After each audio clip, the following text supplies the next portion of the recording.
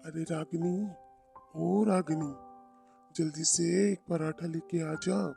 अरे लेट हो रहा हूँ, जल्दी से आ जा बेटा। काफी देर से पुकार रहा हूँ तुझे, तू जल्दी आ जा।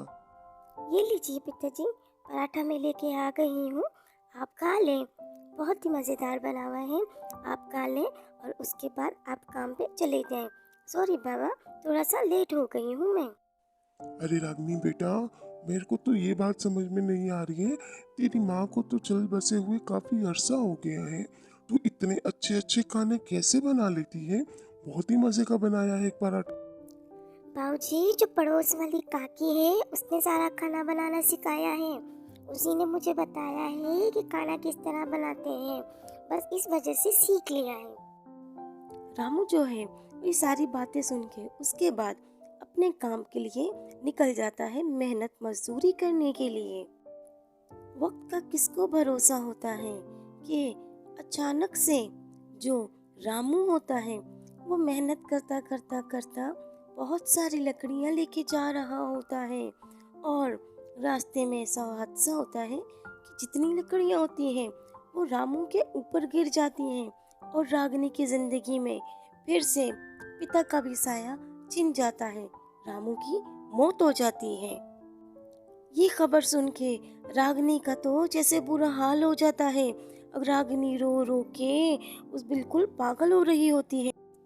रागिनी का अब इस दुनिया में कोई नहीं था, न माँ, न पिता, न कोई और। ऐसे में रागिनी की एक दूर की मौसी आती है और वो रागिनी को अपने साथ अपने घर ले जाती है। लेकिन समय क्या जाने, रागिनी पे इतना जुल्म और सितम करती कि जुल्म और सितम की इंतहा कर देती। उसे मारती पीटती, उसे खाना भी नहीं देती और हर वक्त बस उसे घर के काम काज करवाती रहती थी। रागिनी जो है वो चुपचाप अपनी मौसी के जुल्म और सितम सहती और घर के सारे काम करती। रागिनी को सही से ना खाना मिलता, जिसकी वजह से रागिनी जो थी वो बहुत ही वीक हो चुकी थी, सही से काम भी नहीं कर पा रही थी। एक दिन रागिनी को बहुत तेज बुखार था, वो आराम कर रही थी। इतने में मौसी आती और वो रागिनी को कहती, अरे ओ करमजली, जब तक सोई रहती है कोई काम काज नहीं करेगी क्या? जल्दी से उठ, काम कर। अरे मौसी, दरअसल बात ये है कि रात से मुझे बहुत तेज बुखार चढ़ा हुआ है। इस वजह से मैं थोड़ा सा आराम कर रही थी। देखिए, बहुत तेज बुखार हो रहा है, मुझे बहुत ज़्यादा हो रही है, मुझसे उठा भी नहीं जा रहा है, इसलिए मैंने आज काम किया है मासी। बस तभी मैं आराम कर रही थी थोड़ा सा। अरे ओ करमजली, ठहर जा, अभी मैं दिखाती हूँ कि तू किस तरह से आराम करती है।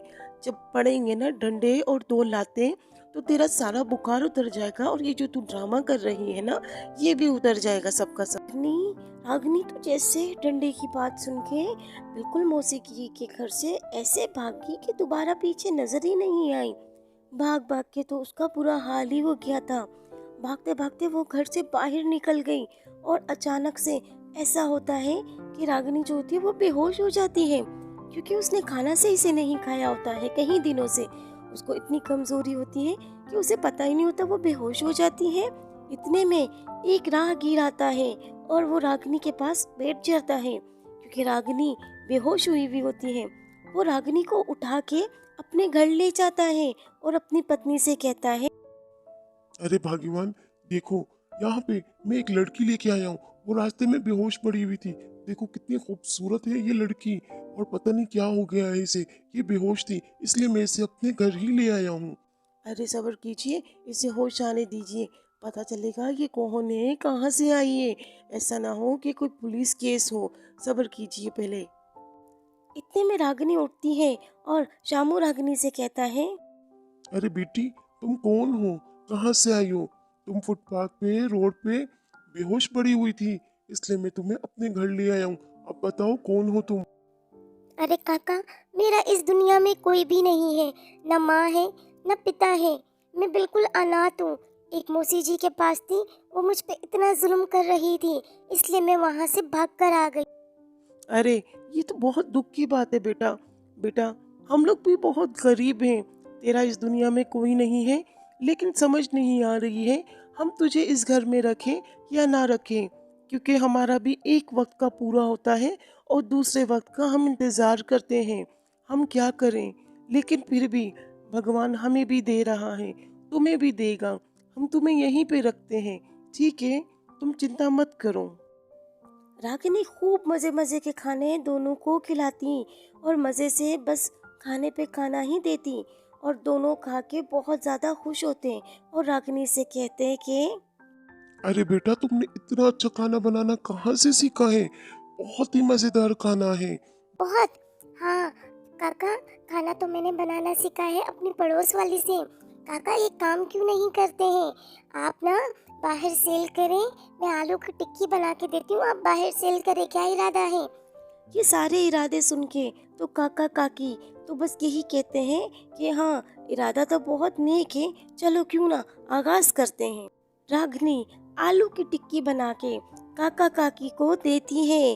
काका काकी वो आलू की टिक्की की खुशबू से तो बिल्कुल पागल हो रहे होते हैं, और गांव की हर जगह में वो आलू टिक्की की खुशबू इतनी फैली होती है कि अचानक ग्राहक आना शुरू हो जाते हैं।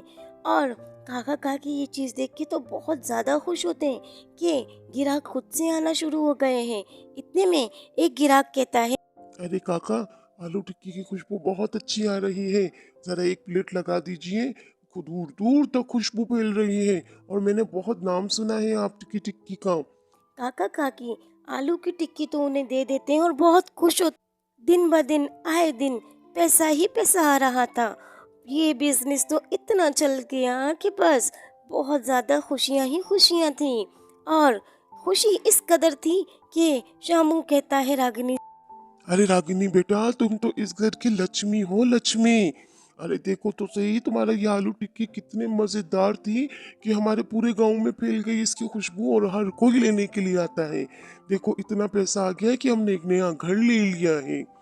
देखो आज हम कितने बड़े घर पर हैं। दोनों पति पत्नी रागिनी को यही कहते हैं। एक छोटे से किराए के घर से हटकर आज जो काका काकी है एक बहुत ही बड़े महल में रहने लग गए हैं, और रागिनी बहुत खुश होती है। काका काकी रागिनी से बहुत खुश होते हैं। रागिनी सोचती हैं कि काश अब मेरा पिताजी होता तो वो बहुत ही खुश होता, क्योंकि पिताजी तो इस दुनिया में नहीं रहे, और काफ़ी अरसा बीत चुका था कि रागिनी ने कोई खुशियाँ नहीं देखी थी अपनी ज़िंदगी में। एक छोटा सा बिजनेस, एक छोटी सी दुकान ने आज रागिनी को और एक गरीब घराने को बहुत अमीर बना दिया। और देखें तो सही, वक्त का परसा इस तरह से पलटता है कि सब इतने अच्छे राजी खुशी होने लग गए हैं। एक मौसी के जुल्म सितम ने आज रागिनी को घर से निकलने पे मजबूर किया, और रागिनी एक गरीब घराने में गई और उनको भी इतनी सफलता दे दी।